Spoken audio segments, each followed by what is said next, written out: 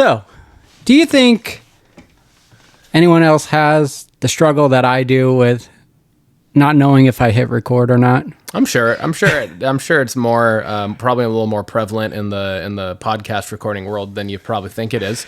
Yeah, I just every single time I have anxiety that I do not hit record. Yeah.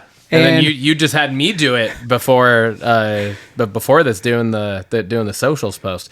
Yeah. I hit record, knew I hit record. I walked away 3 steps, turned around and rechecked to make sure I hit record. Now you got me doing it. It's a real fear, man, and I know we've only done it like one time, and I don't think it wasn't that we didn't hit record. It just shut off. Yeah, we just lost part of it. We had to go back and redo part of the show. Yeah. But we're amateurs. We're amateurs. With that said, welcome to the show. Bourbon.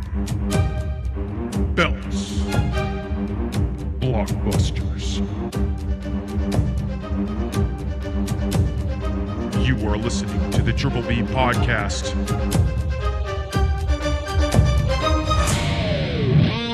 Let's fucking go. Tim! Ryan! Welcome back, man. We're back, dude. Hell We're yeah. back. We're doing it. We're doing it and doing it and doing it well. Episode 76. 76, dude. We're almost 24 away from a nice Benjamin. Yeah. Well, with this week and me being back, we got ourselves a nice cocktail. I see what you did there. Let's see what that We got jester. a cocktail of the week coming, and boy, Oberto.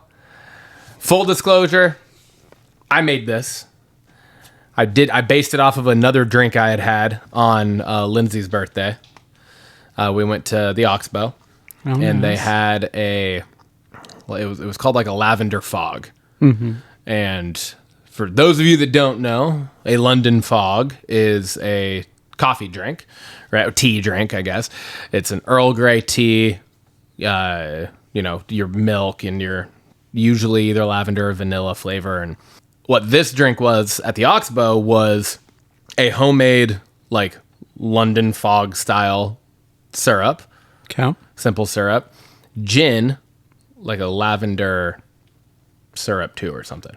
Oh, okay. Something along that line. Yeah. I think there was something else in it because there was definitely some form of creamness to it. I don't know what all exactly it was that was in it, but it was gin, and I was like, oh shit, I'm gotta try that. So I tried it. I was like, holy crap! And then I couldn't get the damn drink out of my mind, and I was like, I got to do something with this. I got to figure something out. And I was like, I feel like that would taste really good with bourbon. So I fucked around and I made my own like London fog simple syrup. Okay. It's I did like just equal parts of Earl Grey tea. You know, I steeped the tea and everything, so equal parts of Earl Grey tea and sugar. Yo. And then I put a little vanilla extract and a little lavender extract into it, and then I just reduced it down to a syrup. Well, I then was like, how can I make this with a bourbon drink? Mm-hmm. And I immediately was like, oh, a fucking hot toddy. Hot toddy, honey, bourbon, lemon, hot water. Yep. Simple. I was like, okay, here we go. So I whipped it up. I tried it. In full disclosure, I have tried this drink already once. It's the first cocktail I've had on the show. But this one, where I've done it before. And this one was I was kind of taking a swing here, and I didn't want to just like wing it, put it on the show, and us just be like, that's fucking disgusting, you know, especially with the bourbon that we liked. Yeah. So I did try it, and I did the bourbon, did the simple syrup, did the honey. I left the lemon out. I think that's a good call. Yeah, I left. So and interestingly, I did try with lemon. But when I tried it with lemon, I didn't do it with cream because that I was like, I'm not mixing lemon and cream together. Mm-hmm. That's just gross to me unless it's in like a pasta dish or something. Yeah. I did without the cream. I tried it with lemon. It was still good. Oh, okay. But without the lemon and with the cream, which is what we have, chef's kiss. And I named it the Fog Toddy. I like So it. it's the London Fog Hot Toddy fucked. And this is the drink that they birthed. And so we poured the bourbon, the simple, and the honey all into a mug. We topped it with some hot water, steamed some creme, and poured it on in. And this, my good friend, is the Fog Toddy. Cheers. So excited. That's a 10. Yeah. Everybody, that's a 10. That's easily a 10, That's man. a 10. That the is bourbon that just is the comes, best cocktail, hands down, that I've just created. Like, hands down. So- Over like my entire bartending life and everything. Like, this is the best cocktail I've ever made. It's so fucking good. It's so good. And there are so many flavors, and you get them all, and they all fucking just meld together. Like, But it still really highlights the bourbon in there, It too. does. It just literally just warms your fantastic. mouth. It's just so good, man. yeah. The creaminess to it is just perfect for a rainy day like Yep. it is today here sure in is. the Washington. The old Washington. The Washington. Hell yeah, man. That is so fucking good. Yeah. 10 out of 10. I'm going to need you to make this more and more and more. There might be a second one on this show today. We'll see. That's bringing us on over to our bourbon talking points for the week. What do we got to have talk about? Some Hawk Talk. Some hot talk. We're back talking about the old Seahawks. Our 7-2 first place in the NFC West Seahawks. Whew. Hell yeah. Boy, we've been on a little bit of a rally here, haven't we? Hell yeah, man. Beat the Cardinals last week 44-22 in a division beatdown at home. We don't Which get a was lot huge. of those. We do not have very many over the last 2 years home wins in general, let alone absolute just fucking beatdowns. So that was awesome. What'd you think of the game? Full disclosure, didn't get to watch it. I kind of kept up with highlights. I was working and everything, but the highlight show afterwards was a great one to watch. The Hawks keep dominating the teams they should. Yes. Offensively and defensively, it feels just Fucking complete. special teams. Yeah, and special teams. Yeah, Every facet of the game. It's just really refreshing is that, like, we never used to do that before. We played to the level of the team. Yeah, exactly. Like, we would always go toe to toe with like the heavy hitters, and then we would fucking play like below a team like the Giants last year. Yeah, exactly. Where they won like fucking 3 or 4 games and we were one of the fucking wins. Like, it was just like, what the fuck, man? Like a team that we should absolutely throttle. Yeah. And we just never seemed to be what we would ever do over the last fucking 10 years, really. Yeah. And so, yeah, it was nice to see us absolutely hammer the Saints this year. Absolutely hammer the Commanders. Absolutely hammer the Cardinals now. Yeah. And it's not... I mean, the Cardinals are still a division rival. They play us hard, and they haven't been great, but no one's really clocked them like we did this nobody this season. has even come close. Every single loss they've had has been by one score or less. Yeah. They've been in the game every time. Yeah. We just beat them by 22 points. Yeah. We beat them by 3 scores, with one of those scores being an 8-point score. You know what I mean? Like, good to see the rushing game come alive. Total of 198 yards and 2 total TDs. And it included everyone. It had K9, Sharps, Shaheed, Halani. Yeah. So that was refreshing to see, just so that we're not a one-dimensional team. I love that our passing game is humming, but... Did you say the yards? Yeah, 198 rushing. Yeah, goddamn. Yeah. So it was just refreshing to see just every facet of the game come alive during this, and it comes at a pivotal time, I think. And then lastly, how about Knight stepping up? Yeah, dude, Tyrese Knight. He's been stepping up big time, back-to-back games without Ernest Jones, and I know. He's just proven himself. Like, he was on, like, he played himself out of not a roster spot, but out of the starting lineup. He did in the beginning of the year, and then he came got back that and chance, responded. And that fucking crazy, fucking like 2 different defensive stands, almost the exact same fucking play from a very similar spot on the field. It was from like just inside the 40 or something like that. Yeah. Right? Where Tyrese Knight comes up the middle, hits Brissett as he's like starting to begin the throwing motion, but the ball never came forward, knocks it out. The only difference in that was the fact that he hit the wrist the first time and the ball the second. Yeah.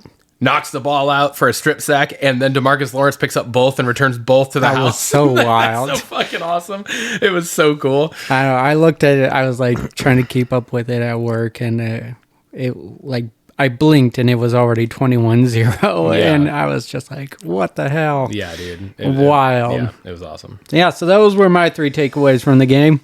Mine were, I just wrote, our defense is fucking special, dude. And the craziest thing is we haven't played at full strength yet this season. Nope. Like 4 plays. That's all we've had with our entire defense on the field at the same time. And it was the first 4 plays of the Niners game in week 1.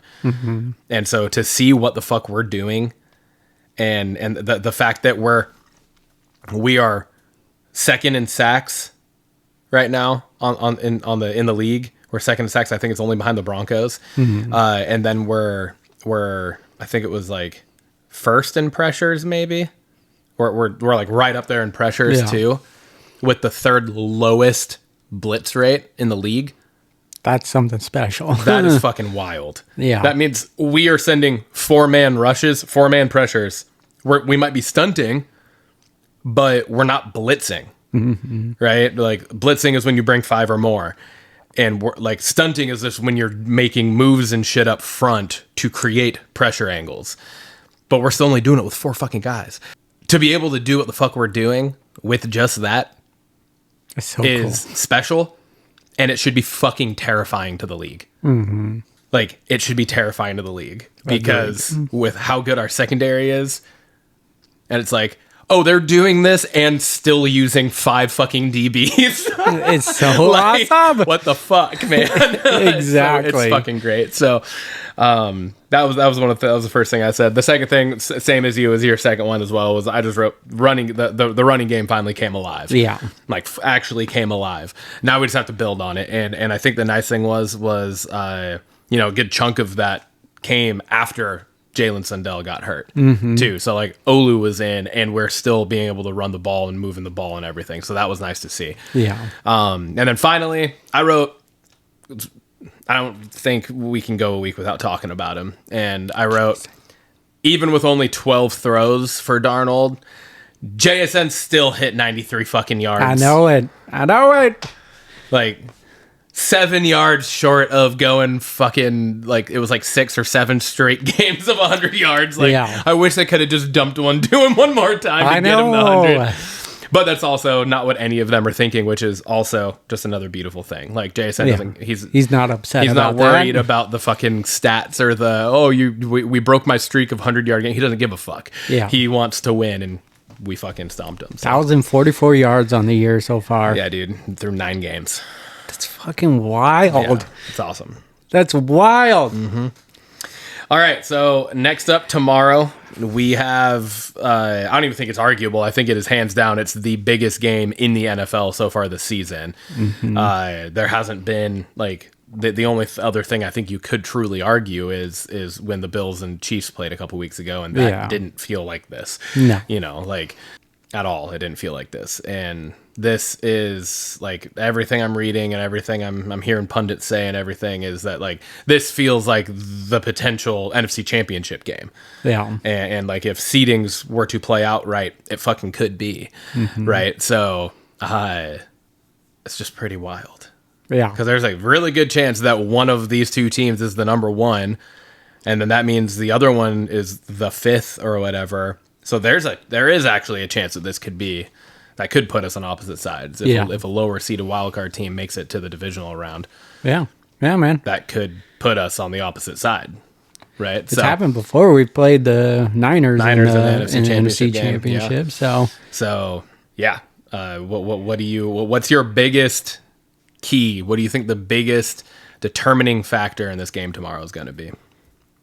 Don't let the game be too big, because it is a big game. It is our biggest test yet. I think, and I think just treat it like they are the Rams, and don't disrespect that they're not a good team, but just play your game, be able to pivot too. If don't just be a one-sided thing like we've done in the past. And I think we do that, we could definitely come out on top. It's gonna be a tough game, and it's gonna be it always is a fight for sure. But I'm so excited for it. We're the only two teams in the league that both rank top 5 in scoring offense and scoring defense. Mm-hmm. My thing is, I think the biggest key is going to be our defense versus their offense. And the biggest key within that is, can we get to Stafford? Can we create pressure? Can we wreak havoc on Stafford?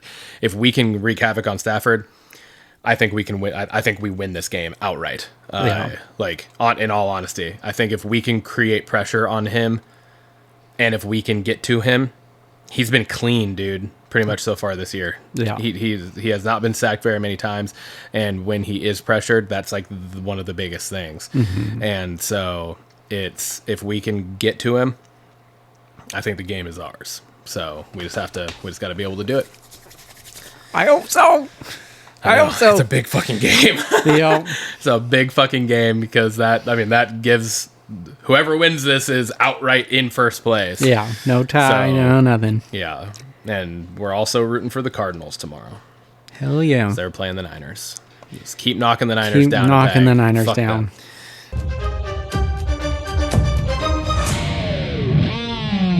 Bringing us on over to Bills and my boy RT Reds. What you wants to talk about?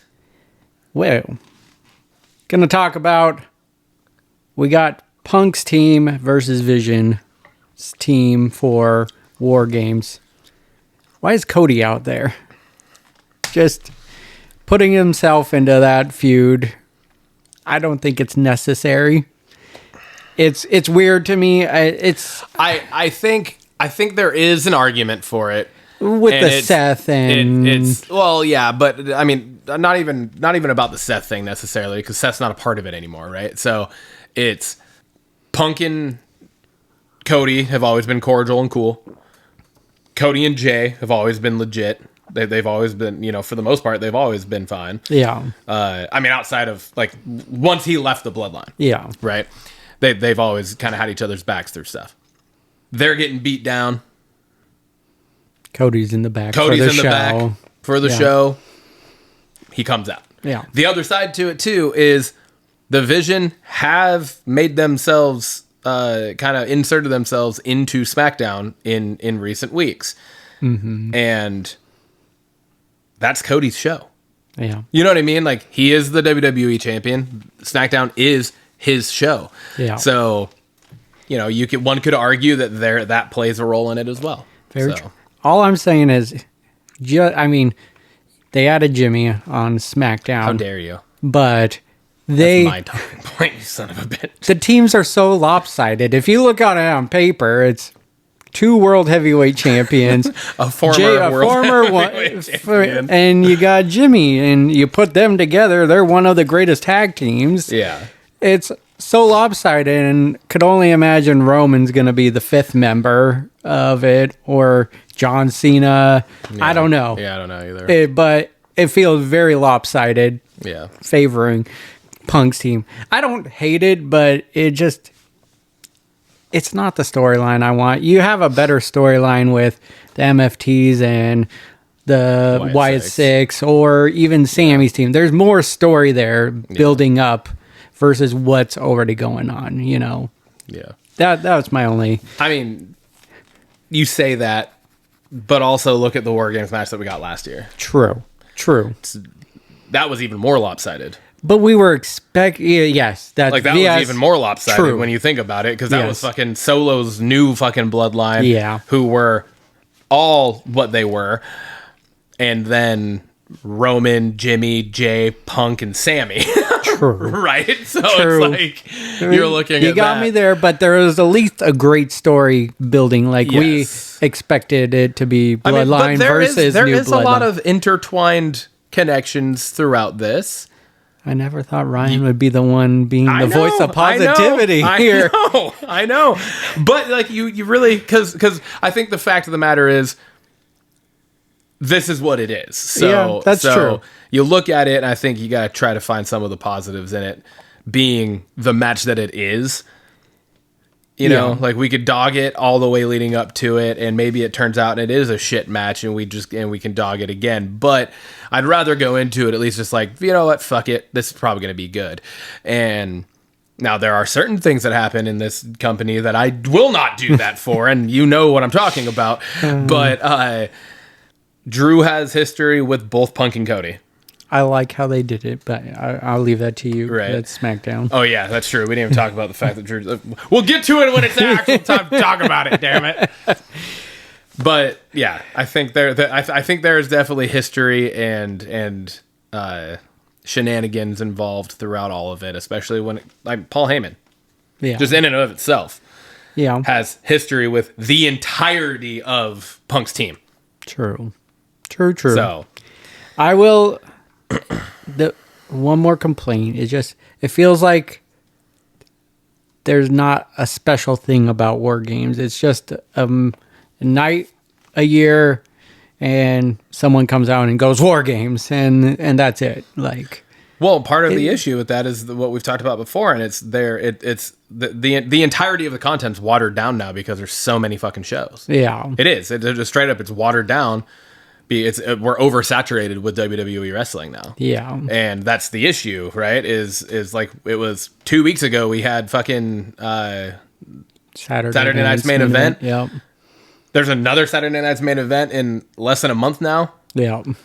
We have WarGames 2 weeks before that Saturday Night's Main Event, which was only like 3 weeks after last. Like, it's just like, what the fuck? Yeah. There's too much. So you don't have these long builds to these shows anymore because you can't have these long builds to these shows anymore because there isn't a long time frame in between the shows anymore. True. So it's like, he speaks truth. I think you and Justin were talking about it last week's episode, saying that like we don't know anything about WarGames yet, and it's fucking 3 weeks away. Yeah. And then it's this week was like WarGames. It's just all of a sudden it's just like, oh fuck, it just got shoved down our throats essentially. Yeah. There was no slow build. There was nothing. It was, you knew exactly what was happening, and you knew that it was going to be what it was, and it is what it is now. And it's because they don't have another fucking choice. They can't start prepping for a WarGames match a month and a half ago. Yeah. Because they had 3 fucking other PLEs essentially between a month and a half ago and now. Yeah. Right? So. True.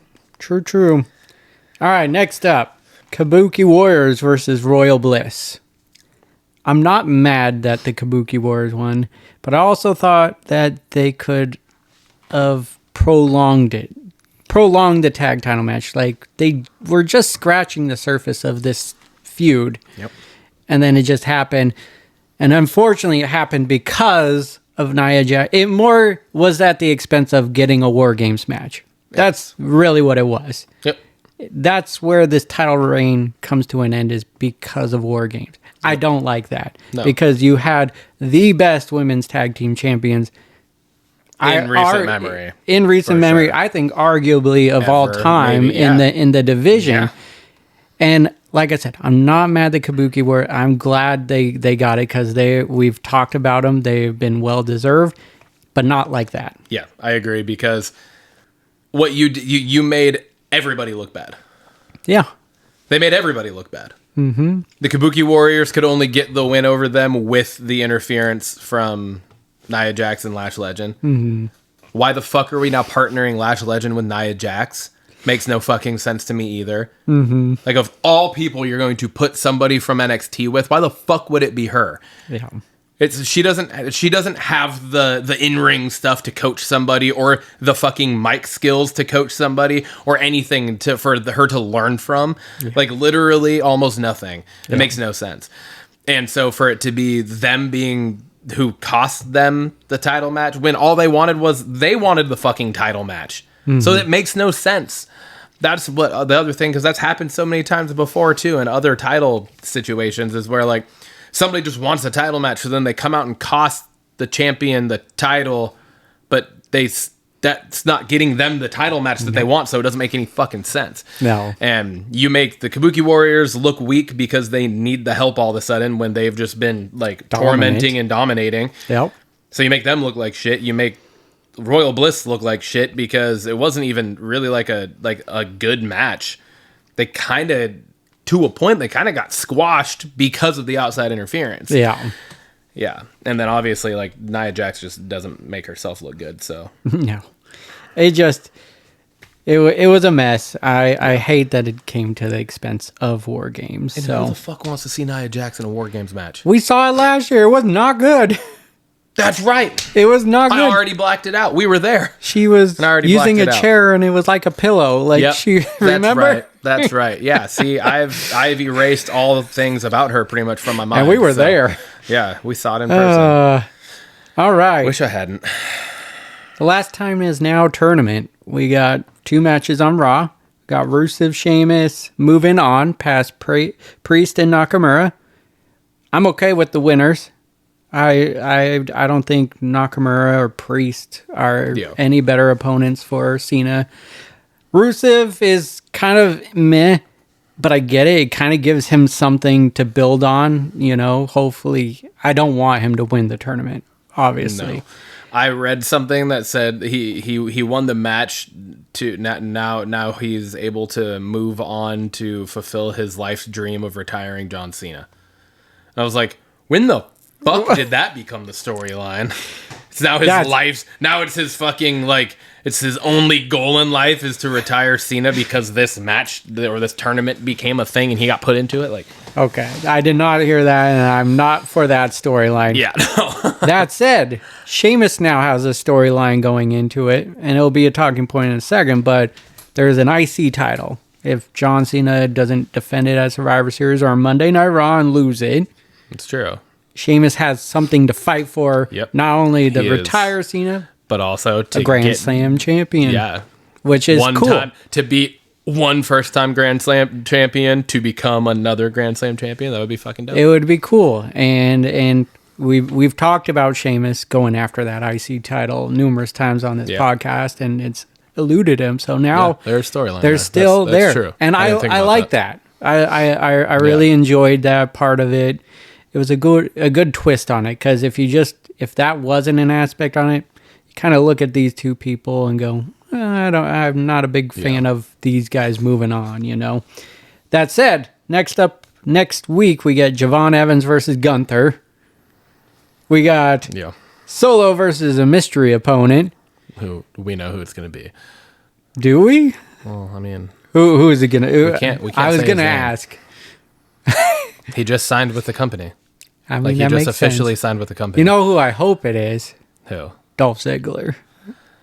That would be fucking dope. Nick Nemeth. It won't be Dolph Ziggler, though. It would have to be Nick Nemeth. Well, another point from your show, but they were by another name, and then I know. Anywho's, I like the I'm only saying that because I literally just yesterday finished the Nick Nemeth on the Chris Van Vliet podcast interview. Man, we're planning seats And ahead in this show. Chris Van Vliet and all that jazz. So I like it, though. I like the mystery opponent. It kind of adds to, unfortunately, it's Solo, right? And why is he in this match? He's already gone against John Cena and won. So at Mania, wasn't it? Not Mania. That it was Mania. SummerSlam, maybe. I think. Okay. Anyways, But yeah. banger of the night. I have to build up to it. So Okay. we get Triple H opening the show, giving his take on the greatest of all time. I liked it. You know, like you don't. I think it's right that the person running the show gets to put his 2 cents on it, on the whole like tour thing and everything. So I liked it. I know I read a lot of people was like, why is he out there? He doesn't need it. It could have been better with John Cena just coming out. Anyway, I disagree. I thought it was good. I like the build up from it. I think it's good to have somebody else kind of doing the announcement of bringing Cena out. And somebody he was been a stating large part facts of and everything, you know, and it was great. and somebody that's been a large part of Cena's career, which a is huge fucking part Triple of it. H. So they've had huge feuds. So yeah, we get Cena coming out, giving his heart out to Boston and everything. And the banger of the night is Dirty Dom. Whether he lost the title or not, he stood toe-to-toe with Cena on the mic. Yeah. It wasn't John Cena like doing anything special though. It wasn't John Cena burying him. But we've seen it time and time again. Roman Reigns the first time, like it's never Cena starting off the promo. It's always the person coming after him. Yeah. And they fumble over their words. Yeah. Dirty Dom did not skip a step. Nailed it. He absolutely kept his composure. He fit in that moment. I had chills watching because just keeping that slimy fucking character. It was so good. We just keep singing his praises. Like every show we're talking about Dirty Dom. And yes, he lost the IC title, but I don't think this hurts his career at all. Yeah. I hope he finds his way into the tournament, or I don't know. It'd be cool if he, I know we talked about it last week, but if he's the one to retire John Cena, it'd be fucking awesome. It would be so awesome. But just his mic work with Cena was so good, and I'm giving him the banger of the night because it's well deserved. SmackDown, what do you got? Starting it off with a couple things I don't like. Okay. I had a lot I didn't like either. I do not like the Charlotte angle here. I think it is absolutely terrible creative after the run and the greatness that we just saw them put together with Royal Bliss. You went from her returning to absolute fucking hatred by the fan base. Mm-hmm. Like booing her out of fucking promos, like literally to the point where she didn't know what the fuck to do in promos, to having Alexa Bliss essentially potentially save her career, right? Like, honestly, you really could have seen that going like, oh, she's just going to end up going away because the fans are not going to give her the time of day. And then Alexa Bliss gets her in this tag situation and they have made nothing but fucking magic. It's been so good. And they have been some of, if not the best parts of the shows that they've been on. Yeah. And then to have what transpired on Monday. Friday. Then, on Monday. Yeah. Then the turnaround be on Friday that she literally just walks out and unprompted just says, I can't do this. I hate you, Rhea. You hate me. This isn't going to work, and leaves. Yeah. And there's nothing else about it for the rest of the night. Like outside of like the three of them got attacked backstage. Yeah. I do appreciate that they are going to make both the WarGames 5-person teams. Yeah. Because wasn't last year's 4-on-4 for the women? Or was it 5? I think it was 5. I think they ended up with 5. We had talked about it at one point on the show that they have done 4v4 before. Yes. Though. Yeah. So I'm happy that they are doing it 5-on-5 because that's what it should be. It's Survivor Series. It should be at least that part of the traditional Survivor Series match. It should be 5-on-5. Yeah. But yeah, I think that's just a really big fucking miss and a mistake there. It feels recycled too. It feels like very Seth Rollins trying to get recruited in for it. But to your point, they just lost the tag titles because of that that anger should outweigh a beef between and a beef that they Rhea. haven't even fucking seen for since before she returned. Yeah, it's been years. So what the fuck? That's like now you're pulling up just like super old history shit that's not even relevant. Yeah. To now just throw in here randomly. Yeah. I hated it. I agree. I thought it was stupid, like super stupid. Next thing. Why is Jey Uso winning this match? I fully agree. Why is Jey Uso even in this tournament? I'm so glad you brought this up. Absolutely no fucking reason for him to be in this tournament because it's a lose-lose. He's not going to be the one that retires John Cena. He doesn't need it either. Yeah. And so, The Miz winning this would have made the absolute fucking most sense. He should have made it to the finals. In all the seriousness, I think Miz should make it to the finals. I don't know. I just I was just like, what the fuck are we doing here? It makes no sense. That's really all I have on that. I was just annoyed because I was just like, what the fuck? Why? We're not doing anything else with The Miz. And it wasn't even, he didn't even lose because of Mello. No, that would be the only thing that makes sense. But watch, Carmelo's going to lose next week because of The Miz. 100%, because Mel brought it up. Yeah. So it's just like, what the fuck, man? It makes no sense. I was pissed off when Miz lost because it makes no sense. I just said, it's fun that there's storyline in the tournament.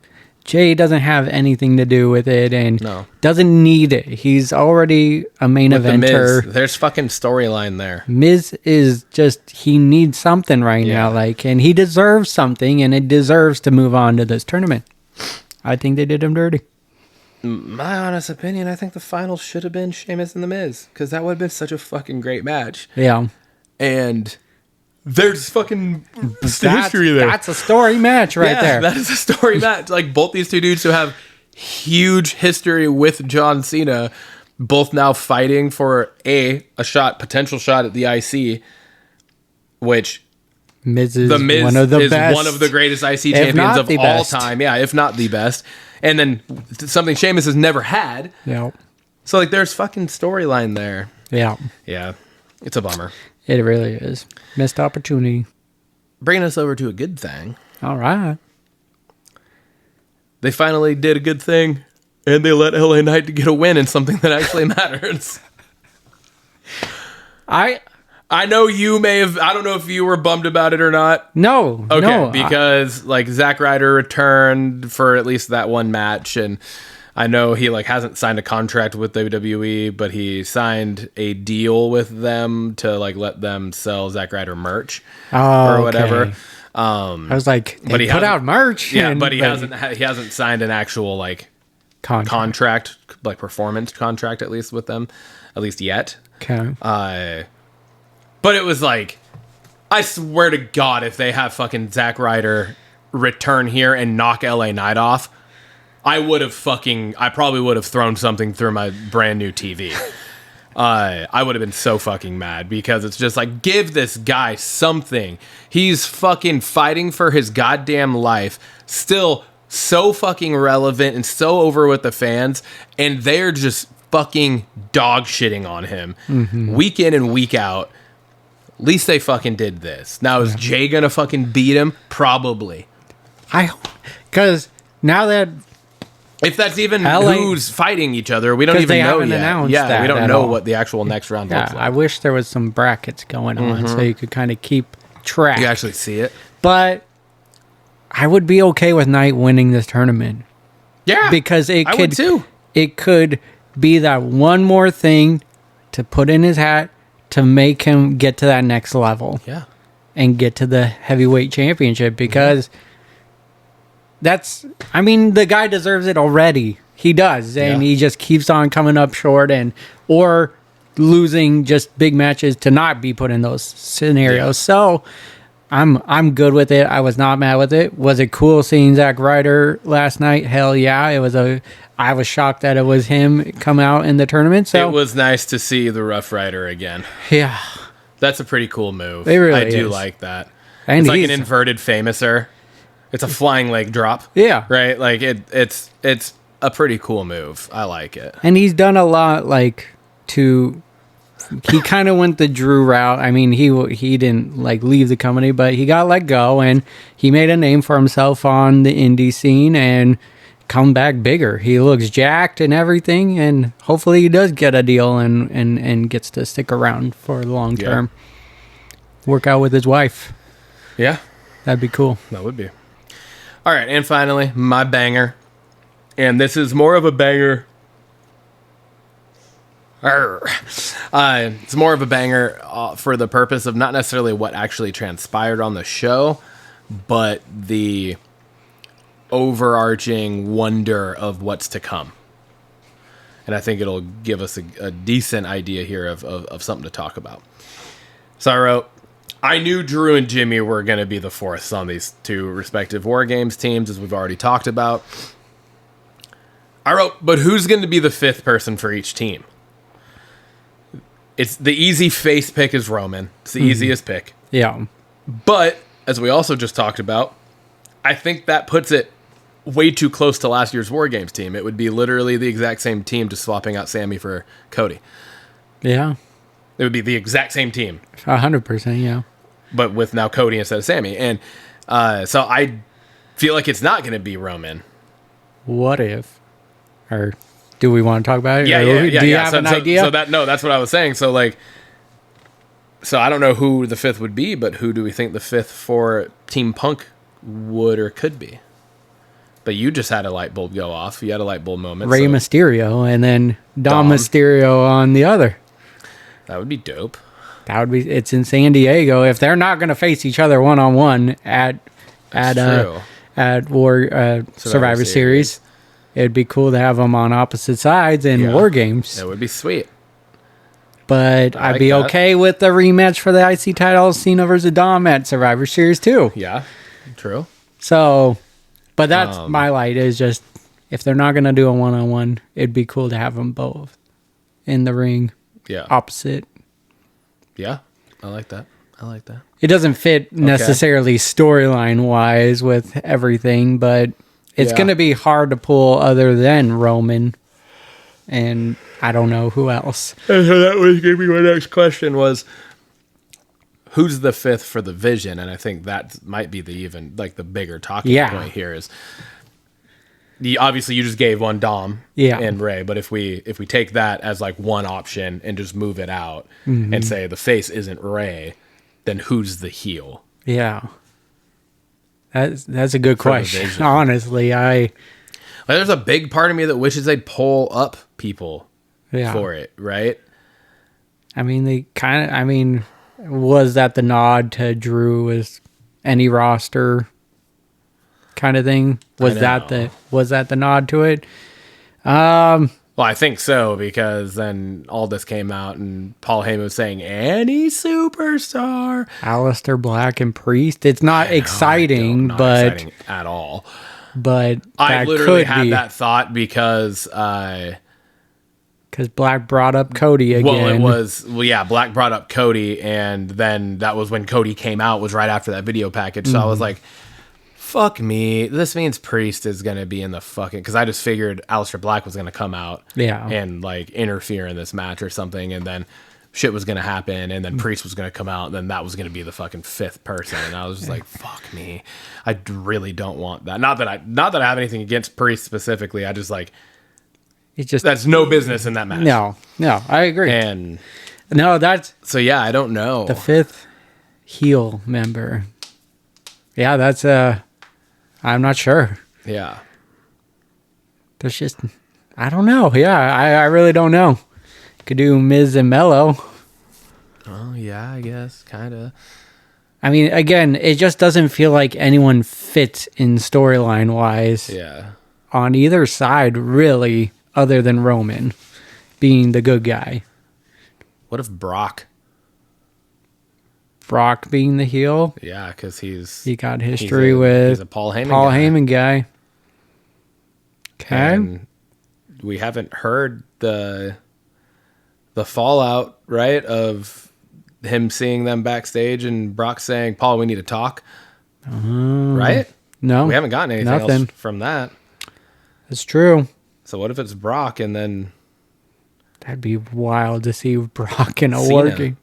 Cena gets retribution for getting fucking squashed. There's story right there. I'd be okay with that. And then you have fucking Punk, Cody, and Cena all on one team together. Wow. Ooh. Damn. Anyways, yeah. I like your thoughts on that. That seems more exciting than anything that I just described. I think Dom being in the WarGames match would be fucking fantastic. I think it would be great. Like, totally. Dom in anything right now would be fucking perfect. He is one of the best superstars in the company right now. So, bringing us over to the Belts question of the week. This week I posed it.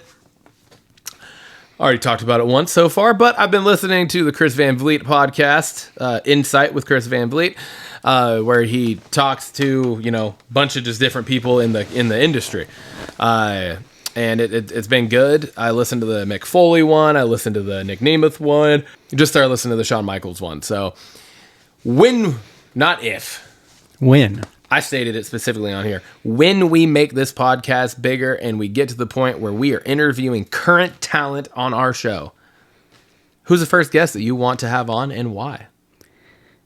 I would want Finn Balor. Ooh. And honestly, it's just because he is one of my favorites of all time. He has several character developments that we could talk on. The Demon, the Bullet Club, and everything. He's been in all these teams. He's faced big names. I think it would just be a fun conversation with how long he's been in the game. Like, he doesn't seem that old, but he is an older superstar, and there's just a lot to talk with him, and he's one of my favorites of all time. So that's awesome. That's who I would want to speak to. Yeah, that'd be a good one. I kept it in the Judgment Day house. I said Dirty Dom. He was close to making my... I wrote Dirty Dom, hands down. Like, it wasn't even a... Well, there was no back and forth. There was no push and pull here. It was just straight up Dirty Dom. And for specific reasons. I think he has such a unique viewpoint of the industry. Mm-hmm. He's the only superstar that I can think of that we actually remember being involved in real, actual storylines as a child. Yeah.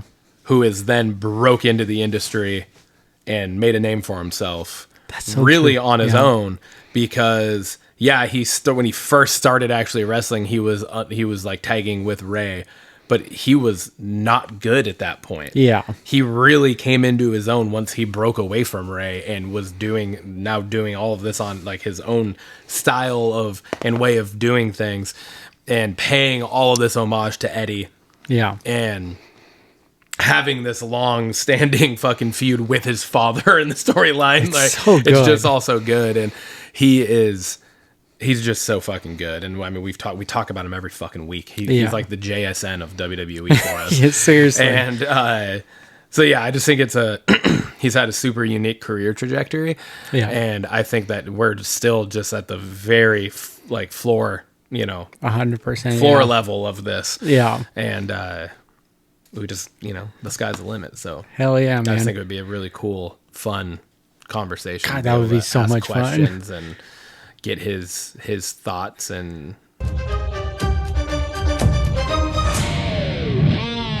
that brings us over to Blockbusters. That's fucking solid. Hell yeah. My brother, we got some focus features. Yes, we do. Mine's the first one up here. And holy synopsis. Yeah, so let me just kind of full disclosure here. I can't find a legitimate actual synopsis out for the movie yet. Really? Yeah, which is weird because that usually comes out clear in the trailer. I know, and it usually comes out before the trailer, typically, or when the trailer comes out. But anyways, I had already put all of that on here, and then I was just waiting, and then because it was kind of similar to Scream. Yeah. Where I saw the announcement that when they were releasing it, and I was like, oh yeah, I'm putting it on. And then I was like, what the fuck's the synopsis? So I found this. It's Super Mario Galaxy movie. Yeah, man. Okay. Official trailer. Yeah, we got the official trailer for it. The synopsis, the information I found is, while not much has been confirmed about the Super Mario Galaxy movie plot just yet, we can take our cues from the game, Super Mario Galaxy, to have an idea of what we can expect. The game starts off with a star festival to watch a passing comet. But the festival is ruined when Bowser attacks and kidnaps Princess Peach by taking the castle with her inside into outer space. Mario ends up in space himself in an attempt to stop the kidnapping, where he meets Rosalina, who takes care of tiny creatures shaped like stars named Luma. She tells him that her home, the Comet Observatory, a kind of spaceship, was attacked by Bowser in the past, and the devious villain stole its power source, aptly named Power Stars. So the observatory is stuck. Mario then sets off on a quest to collect the Power Stars and repower the observatory, and of course, save Peach. So that's what we got for the synopsis. That's obviously the synopsis of the video game itself. So I'm sure they will take some liberties and do certain things, but it kind of gives us at least an idea of where this could go. Yeah. I think you read that and then you watch the trailer, and there's definitely some similarities. Yeah, there. definitely some similarities. So we'll see how it goes. But the cast is returning: Chris Pratt, Charlie Day, Anya Taylor-Joy, Jack Black, and Keegan-Michael Key as Mario, Luigi, Princess Peach, Bowser, and Toad. And then we have Brie Larson joining the cast, playing Rosalina, and we have Benny Safdie joining the cast, voicing Bowser Jr. I was excited to see Bowser Jr. I know, me too. I also read something that Wario might be in this one. I don't know if that's accurate or not, and I don't know who would be playing him, but I'm here for it. Hell yeah. So, the release date for this is going to be April 3rd of 2026, and it will be out in theaters. Day before my birthday. Hell yeah. Hell yeah. No, the trailer looks great for this. Happy birthday, Mr. President. Anyways. No, the trailer looks great. It more was like a scene out of the movie, kind of felt like that. And just having little tiny Bowser being in the his masterpiece was great. And just going off that rant of, I need my 8 hours, sorry. And Yeah. What's cool about it is just seeing like your childhood coming to the screen, like awesome. just playing the video games and knowing the history of Mario and playing a lot of the iterations of the video games throughout the years. Hours and hours and hours. were put so onto those just consoles and seeing games. all those characters come to the screen is exciting, and the first one was great. And I know we've talked about it, but just really excited to see the new one. Yep, same. I'm stoked. I can't wait for this. Hell yeah. The first one is one of my favorite animated, cartoon movies that I've ever. And I love the studio that is behind Illuminate. Done Despicable Me, and just they've produced some great movies through that studio. So what I got is good luck, have fun, don't die. Synopsis: a man claiming to be from the future takes the patrons of an iconic Los Angeles diner hostage in search of unlikely recruits in a quest to save the world. Cast is Sam Rockwell, Mike Capina, Haley Lou Richardson, and Zazie Beetz, and a slew of others. Release date for this is January 30th of next year, and the platform is in the theaters. Hell yeah. This movie looks wild. It looks fucking great.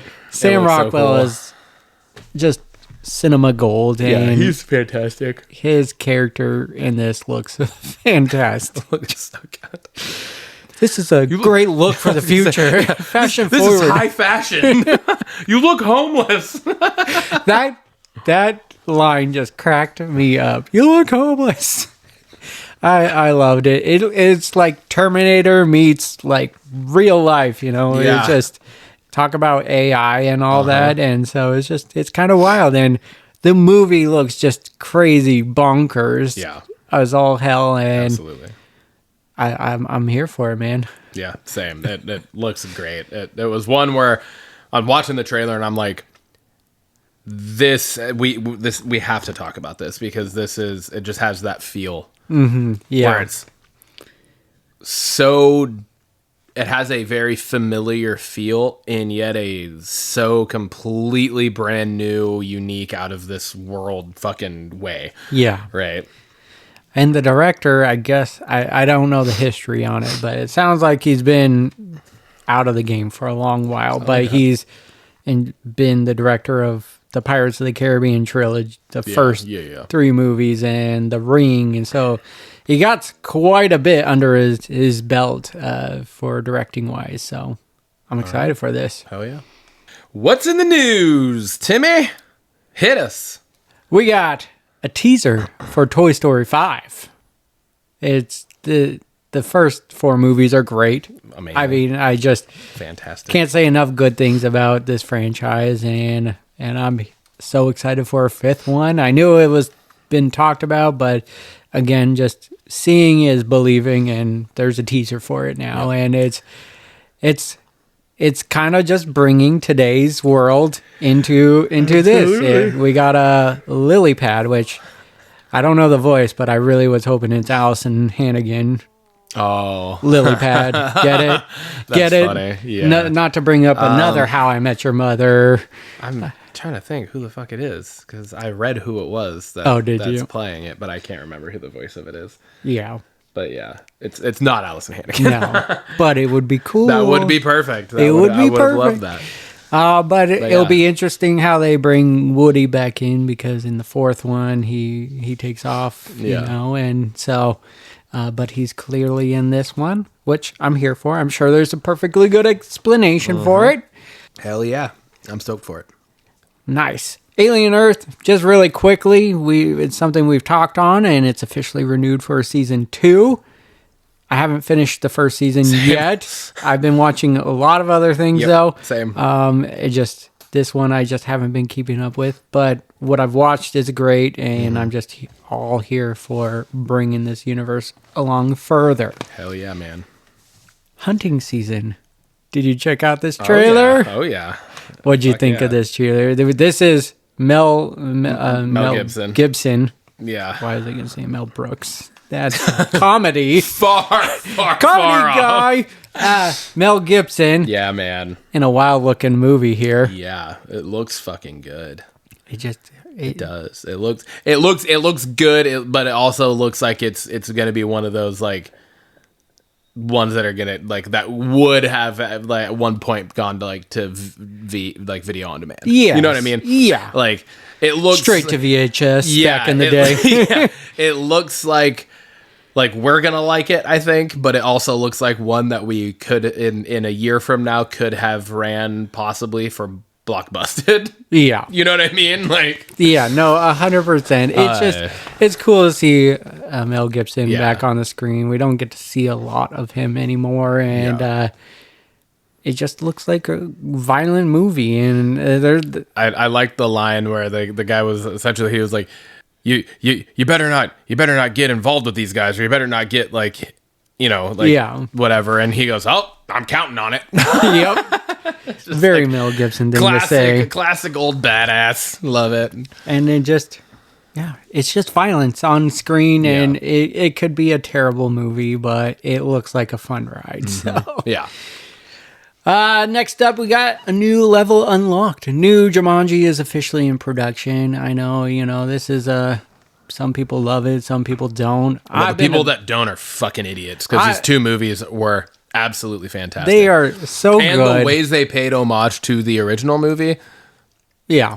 So good. Really, really well done. And they took it into, again, a nowadays world where it's a more video game forward, not as board gamey. Yes. Right? Like, they're sticking with the times, and I think they're fantastic. They've both been super good, and I've been waiting for the next one, because I think the second one ended with either an end of credit scene or something, definitely hinting towards another movie. So, well, wasn't it the second one? Was it the second one that ended with all the kids, like the whole group at like the little diner or coffee shop or whatever, and then like the creatures from the game ran by? Yeah. In the real world? Yeah. Right? That's right. I think, wasn't that one? I'm pretty sure. I think that was that one? Yeah.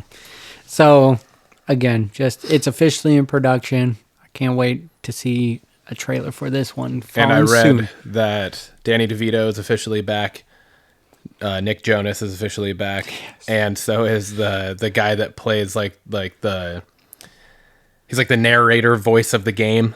Oh yeah. Right. I can't. I forget the actor's name, but he's back as well for it. Oh, that's awesome! Hell yeah! And I would assume that the core cast is also. Yeah. Not one we would typically talk about, but I wasn't expecting to see this on Devil Wears Prada 2 teaser came out. I know this has been in the works for a while.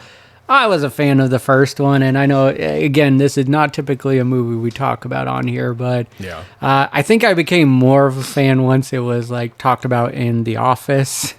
Oh, yeah. Michael Scott's, "Get me Armani." But no, I enjoyed the first one, and it's a pretty pop culture movie out there. So I just want to talk about that. There is a second one, and we got everyone returning. Stanley Tucci. Yep. We got Anne Hathaway and Meryl Streep. Yep. Okay. Yep. I was like, are you saying another side character? Because you lost me after Stanley Tucci. Nope. Those are the only three people I know from this, and I haven't seen the first one. So, yeah. Anyways, just excited about that. And then my last talking point on the news. Sorry, I've just been spewing the news left and right. I love it. But cold storage. This was a very last second ad for me, but holy hell. I was going to put this on, but you had already done it too. Oh man, we get Liam Neeson back, and Joe Keery, zombie-ish, and Georgina. Is it Georgina Campbell? I think she was from 13 Reasons Why. Yeah. Holy hell, the movie looks wild. It's like insane. action Last of Us kind of virus, If but anyone would have ever told me that in 2025 we would be getting a movie trailer to the soundtrack of Bad Day by Daniel Powder in a movie trailer that is like a action zombie movie, I don't even know. I probably would have looked at you and been like, "You're a fucking idiot. What are you talking about?" That was such a fucking well done trailer with that song in the back. It added everything to this trailer. It was fantastic. So, and I think it looks funny. I think it looks good, and I think it looks fucking super cheesy all at the same time. And I think sometimes that is like the perfect makings of something that's going to be awesome. So eight-legged freaks almost kind of thing. Yeah, and exactly. It's like it's almost a spoof without it being a spoof. Yes, exactly. Because it's like they're taking something that has already happened in The Last of Us in like the fungal type of zombie infection. But they're making it what seems like, at least they're making it funny. The trailer definitely looked like it was funny. Yeah, 100%. So like, the fucking deer just took the fucking elevator. The way it ended. The fucking deer just took the fucking elevator. it looks good. It looks good. If it came out any sooner, it would probably be my focus feature. Yeah, there you go. All right. All right. I have one thing on here. I saw that. And it was a last second ad as well. I just saw this yesterday when I was at work, so I threw it on here. Zombieland 3 has gotten an encouraging update from director Ruben Fleischer. Hell yeah. So apparently, the first one came out in 2009. They made the second one, came out in 2019. When they all left the second one, according to Ruben Fleischer, the director, they all pretty much said, "All right, we'll see you guys in 10 years." And they've, I guess, like the whole group of people, the cast, all of the people that worked on on it, like a good portion of that core group, all have pretty much kind of just said that they want to make one every 10 years. That's fucking wild. Kind of thing. So he was interviewed recently, and he said, the hope is that, like we put the first one out in 2009, the second one in 2019. We're hoping to get the third one out in 2029. Everybody, everybody sounds like they're on board, and it's really just kind of making sure we can get schedules all to come together. So hopefully that happens. I would love absolutely nothing more that would be than to get a third Zombieland movie and just continue to see these characters. And I hope they continue to do it, because it's not like they picked up where the first one left off in 2019, right? Because it was fucking 10 years later. So like Abigail Breslin was fucking she was not a child. She's a grown-ass woman now, right? Yeah. So it's just like they got to keep playing off those things and continuing to just be like, all right, Woody Harrelson's fucking 60 years old now or whatever. So like, damn, you gotta, I think you gotta play into that a little bit. Like I would absolutely love to see in this one, Jesse Eisenberg's character catch Woody Harrelson's character stretching before they go do something. That would be so That would be fucking hilarious. That would be great. It would be such a good nod to the first movie. Yeah. And it would be just so fitting, because now he's fucking old and he's like, yeah, I gotta actually stretch before I do this shit. And then Jesse Eisenberg flips him shit for it. Like, it would be fucking perfect. But then he still comes back with some little quip to make Jesse Eisenberg feel like a little bitch. It would be fucking awesome. It would be gold. So I really hope that this is not just an encouraging update, and that this is actual like foreshadowing of what is to come for 2029, because that would just be absolutely fantastic. It'll be a race to who's going to put this on the focus features. Yeah, no shit. When it comes to fruition. A little over 3 years from now, yeah. That'd be awesome. Special segment this week is the small screen sampler times 2. Our first double feature. Our double feature on the small screen sampler. We could not have it any other way this month, because two huge shows that we have talked about multiple times on the show have come out. And I honestly forgot that the first one listed here came out until you texted and you were like, yeah, we're going to have to double up because I just watched the first episode and holy fuck. And I was like, oh shit, that's out now. That's right. So you texted me fucking 3 weeks ago and was like, yo, we're doing Pluribus for small screen sampler because it's going to be out by then and we have to. Yep. I was like, I'm all for that. So it ended up being Welcome to Derry was the newest edition, the one that was like, hey, this just happened, we have to talk about it. Yeah. So which thank you, because fuck me. And then Pluribus is the other one. So let's start with Welcome to Derry. Like you already preluded to, it was holy fuck. What a wild first episode, and really just I just love that it's going back in time. It does a really good job just painting that picture of being, I think, in the 60s, right? Yeah, something like that, yeah. Something like that. And so I love every character that they've introduced, and then just the shock factor in the first episode was wild from close to the beginning to the end of the episode. And I'm just like, what? Yeah. Just absolutely wild. I love being back in Derry. It feels good. And I've gone on to watch the second episode. Haven't watched the third one, and then there's a fourth one tomorrow. But the first two episodes have been great. I can't say enough good things about this show so far. Yeah, it was. I was watching it just like, what the fuck? Holy shit! Like, how in the world do they take those two most recent movies and somehow go above and beyond that? Like, what the fuck? And we haven't even seen Pennywise, or at least I've only seen the first episode, so we haven't even seen Pennywise yet. So it's like we haven't seen Pennywise yet, and it's just like, what the fuck is going on? And I mean, fucking, what the fuck?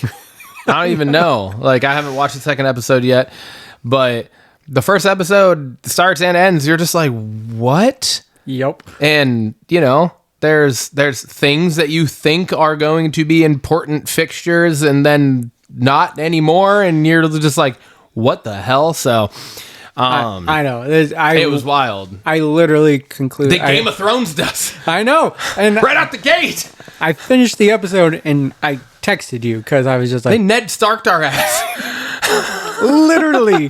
I was like jaw on the ground. Like, and it's been a long time since a show has got me to just like just speechless. Yeah. So, all right. I will be excited to continue to watch this. Now to talk about, because I'm going to be totally honest with you. I enjoyed the first episode of it. It's not even close for me to Pluribus.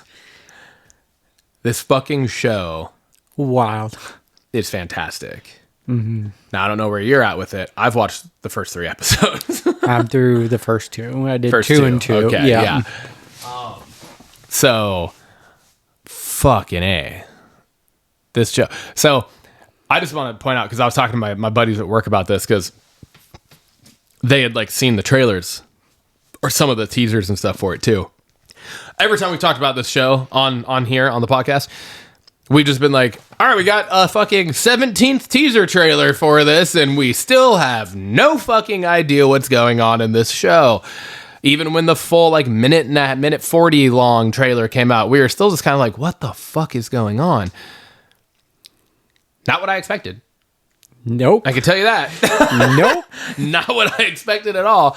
And holy fucking shit. And it's just getting like better and better by the episode. And it's such a wild fucking concept.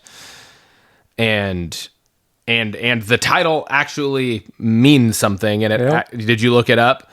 It's on the dollar bill. It's a word on the dollar bill and everything. Yeah. Because it was like America's motto originally, like way back. And it's like a one. It's not one for all, but it's derived from e pluribus unum, which is, I'm assuming, what is on the that's dollar on bill. the dollar bill. And that means out of many, one, which is the unofficial motto of the United States. Other usage in other contexts that says the title of the Apple TV Plus show Pluribus draws from the e pluribus unum motto. It reflects the show's premise about humanity coming together in a new unified consciousness after an event. So it's just like, holy shit. It fits the show perfectly. Yes, then. it does. Such a just, like I said, it's just a wild fucking concept. And that's what I think is some of the best things are. It's very original. Very original. And when it just like you're just watching something and you're like when it makes you ask, how did somebody, like, how do you come up with this? Mm-hmm. I think that's when it's usually good. Yes. Like when it's usually the best. 100%. When you're like questioning like the probability of this being in someone's mind, and then you're just like, what? And then it comes to fruition on the screen and comes across as well as this is. Holy shit. Yeah. Now, the show is phenomenal. I don't know if it's still holding the record, but it was 100% on Rotten Tomatoes, critics and as audience. Of yesterday, it was still 100% on Rotten That's Tomatoes. Fucking wild. Yeah. And then just a show with such, like, it had a good opening, but it was kind of like a slow burn, and even the second episode, I would say. But to keep you just intrigued the whole but I time. feel like that's going to be the show. Yeah. And the reason I say that is because Breaking Bad. Yes. And I never watched Better Call Saul, but everyone I've talked to that have said similar. It's just the tonal vibe of the creators of this. That's just kind of how it is. Like, but that's usually something I'm not a fan of, but I'm here for it. And it fits. So well. It's doing it so well. And we usually don't go past the first episode on this segment, or like talk about the next episode. But just that conversation on the plane was so good. Like, never have I just been like, oh, he's saying good points and she's saying good. Like, I was like in the room with them. I know. You're just it was wild. They all have there's all, you can see where this is coming from. Like, you can see where the confusion, the anger, the kind of hostility towards each other in certain aspects, the questioning of we all asked this, why did you not? Yeah. Kind of thing. While then the other side of that is, why the fuck would I ask that? Yeah. Like, do you not realize what's going on? Yeah. Kind of thing. You're right. So you're just like, damn, I understand. I get it from all sides of this. I can't recall a scene like that where I was just like in it and I felt like I was in the room and I'm going, she's right, he's right, and all that. I was just like, it was awesome. And just the hype was real for the show. They've done a good job with the teasers and everything. I think this has been absolutely the best marketing campaign. Yeah. Maybe ever for a show. Like, this was done so well because it literally gave us absolutely nothing outside, right? Like from the outside perspective of just seeing the teasers and not really knowing what the show's about, with the fucking synopsis being like nothing. Yeah. And all these teaser trailers not really giving us all that much, and then even the full trailer still didn't give us very much to go off of. Yeah. It was just still like leaving us with more questions, but absolutely gripping us into the fact of just being like, we have to fucking watch this to know what the hell is going on. Yeah. And then you watch it and then you realize like all these teasers were actually showing us a lot. Yep. Right? Like, they were showing us a lot of shit, but they did it so well that you had no idea. Yep. Where like it's like the opposite of those trailers that like show us a lot of shit, and then you watch this movie and you're like, oh, the trailer literally fucking showed us the entire movie. This is stupid. Yeah. Right? Like, this is, these teaser trailers are showing us a lot of shit, but you have no idea how any of it's connected or not connected or intertwined or whatever the fuck, or how much of it means something, or how much it was just kind of a fluff piece. Yeah. And you're getting all of that watching the show, and it's not taking anything away from the show, which is just absolute masterclass of marketing a show, and then following through and delivering quality content. Mm-hmm. So this is I will be like it's one I'm going to be watching on a week, like as it comes out, Yes, because absolutely. I want to keep up with it. Do you know what day it comes out? Friday. It comes out Friday. So Yeah. is there only the 3 episodes out right now? Yeah, only 3. Okay. Great show. Highly Fantastic. recommend it. If I like you, I lean towards Pluribus, but Yeah. also highly recommend it. So, Oh yeah, it's great. It really is. That first episode I saw it really is good. I feel like I was left with more like, well, what the fuck are they getting at here in it than Pluribus, which is if you would have asked me that question a month ago, I would have been like, well, I don't know what the fuck Pluribus is going to be about, right? But I think that's something that I kind of like about Pluribus is like now that you're watching it, you still don't really know like what the end game here is, but you also do, yeah. right? Because like she directly asked the question essentially, and then they just tell her. Yep. And so then now you're sitting here like, well, okay, so we know that, but then what the fuck's going on? And I still want to fucking know. Yep. I'm still super intrigued because that obviously can't be the full end game because they already talked about it. Yeah. You know what I mean? So I don't know. It's got to, I feel like this show could be like the next phenomena. Blockbusters question of the week. I pose this one. What's one scene in a movie or show that is really hard to watch for you and why? It could be just uncomfortable. It could be too scary. Whatever it was. Why was it so hard? What was it that was so hard to watch? And does it take away or add anything to the movie? I have 2 movies, Okay. 3 scenes. They're quick, so I'm just going to say them all. Okay. First up is Hills Have Eyes, Okay. and it's not the scene you're probably thinking of. Not the camper scene. Not Okay. that scene. While that scene is not an easy scene to watch, don't get me wrong. The scene where the dad is being burned alive Oh, yeah. and he's just screaming. Yeah. That's a tough one. That one has gotten me. I don't watch that movie. First off, I pretty much just won't watch it anymore. But the few times I have seen it, it's one where it's like I will get up and walk out kind of thing during that. The other 2 are both from the first Rob Zombie Halloween remake. Oh, okay. And it's the beating to death of the kid with the branch. Mm-hmm. That one is a little lesser for me. Like I don't like it. I don't like the noises, the sounds. It bothers me. Yeah. It's like too real. Mm-hmm. But I can sit through that one. The one that I can't, and I will literally either skip past, I will mute until it's over, or I'll walk out until it's over, whatever, is the baseball bat with the boyfriend. Oh, yeah. That one is so fucking brutal, and just literally the sound it makes is so raw that I'm like getting goosebumps thinking about it right now. It just bothers me so much. So those were that's my answers. Yeah. What about you? Did it take away or add anything to the movie? Does it take you out of the movie? Does it?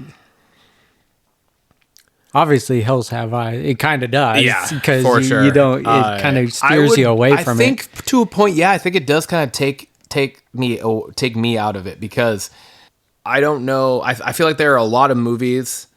The initial, like the original Halloween movies, I think did a decent job of this too, where there were certain kills you saw, but then there were certain kills that happened that you didn't have to see. Yeah. That you just knew happened. Right. And I think like movies that are done well are able to achieve that, where like you don't necessarily have to see the brutal murder. Yeah. You could have somebody stumble across the body later and you can put 2 and 2 together. Yeah. Or something like that. Yeah. Where I don't necessarily feel like in all aspects, and now I get it's a Rob Zombie remake, and Rob Zombie is a fucked up individual in the most beautiful way usually. But I don't know that was needed. Like, I don't think it added anything necessarily to it other than just like cringe points. And if that's all you're going for, then it's kind of shallow. Yeah. To an extent. Yeah. What about you? Mine is sticking in a realm we've just talked about, but It Chapter 2. It's the beginning where the gay couple is getting bullied by the group of kids and goes on to beat them down and then toss them over the bridge, and then it shows Pennywise. And I don't do well with bullying. Yeah. Seeing it on TV, I just kind of it hurts me inside. I wasn't one very bullied growing up or anything, but I just don't like it and seeing it. So it is a really hard scene to watch, and then the brutality of it all, and just it ending up even worse. It was just hard to watch. And I think in this question, does it add to the movie? I think it does. It paints Derry as not only is it haunted by Pennywise, but it's a fucked up town. Yeah, there's issues. There's a lot of issues, and so it does add to it. I have never read the book, so I don't know if it's part of it, but it was a hard scene to watch and everything. So that was the one I picked. All right. Yeah. Oh, yeah.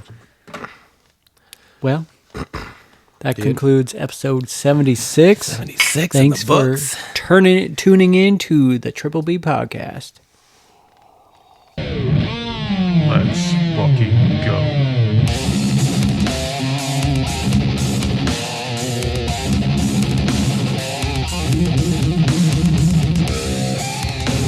Thank you.